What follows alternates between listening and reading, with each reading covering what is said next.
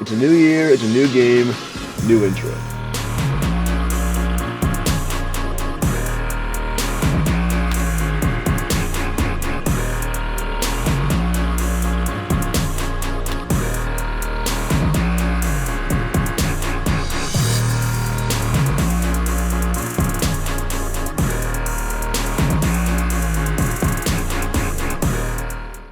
What's going on YouTube? It's A-Try11 back here with our first MLB The Show 22 video.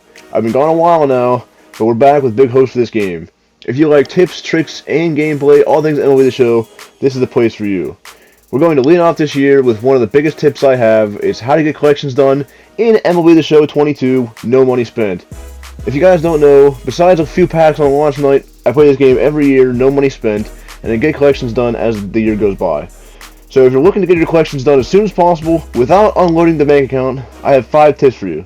So tip number 1, sell everything. This might sound a little strange, but in order to build up those stubs to get your collections done, you want to be able to sell every duplicate stadium, every program boss, every BR card, every ranked seasons card, everything, until you get close to finishing those collections. Between the Team Affinity cards, between the smaller collection rewards, and the Line Series Diamonds, there'll be plenty of choices for you to use, and you'll still have a good team throughout the first part of the game. Depending on how much you play, this may take a few programs to get it done, but it will be worth it in the long run.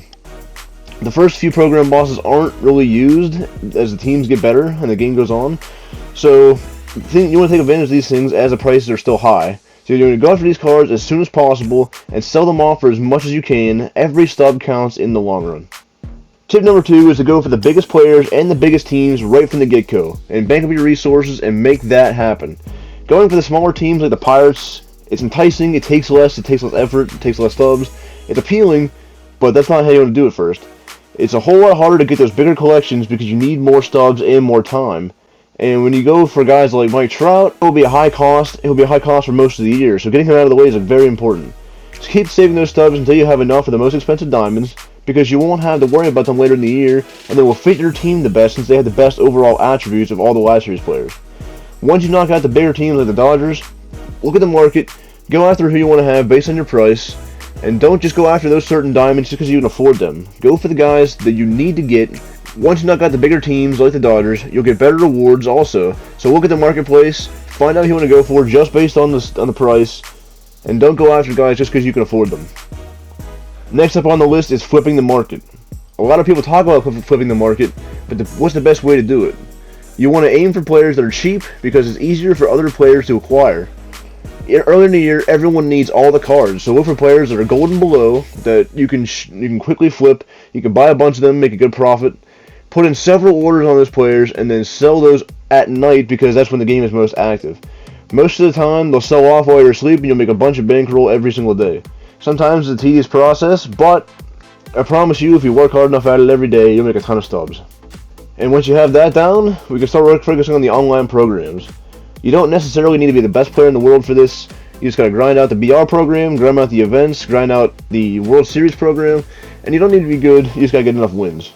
These will get you exclusive diamonds that you can sell at a great price and put toward those top cards in the game.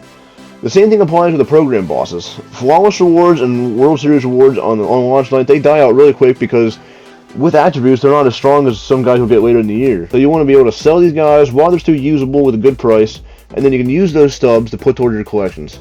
Pick the mode that you're best at, grind it out, and then move on to the next one, because the quicker you can get these guys, the more you can sell them for, and the faster you can get these things done. Our 5th and final tip today is probably my least favorite, but it's still very important. After you work on everything we talked about, it's time for the offline grinds. And some people will do this right off the rip, and that's perfectly fine.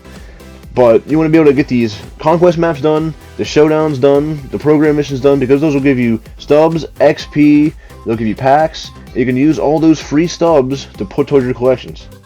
You'll be getting a lot of those things, and if you pull anything from these packs, it's always just a bonus, and you're going to have all those cards in your inventory. So there you have it, guys. My 5 tips on how to complete the collection super easily, super quick, no money spent in MLB The Show 22. I really hope these tips help you get the guys you want to build up that solid roster really fast and get these collections done as soon as possible. We have a lot of things planned for this year coming up, including some possible vlog content, so stay tuned for that. If you want to get better at MLB The Show 22, I'll be giving out tips, tricks, gameplay, and more throughout the year, so if you want those kind of videos, I'm your guy. On your way out, hit that like button for me, subscribe to the channel if you're new, turn on the notification bell so you'll know every time I upload a new video. I appreciate you all spending some time with me today and watching this video, and I'll see you all in the next one. Peace out.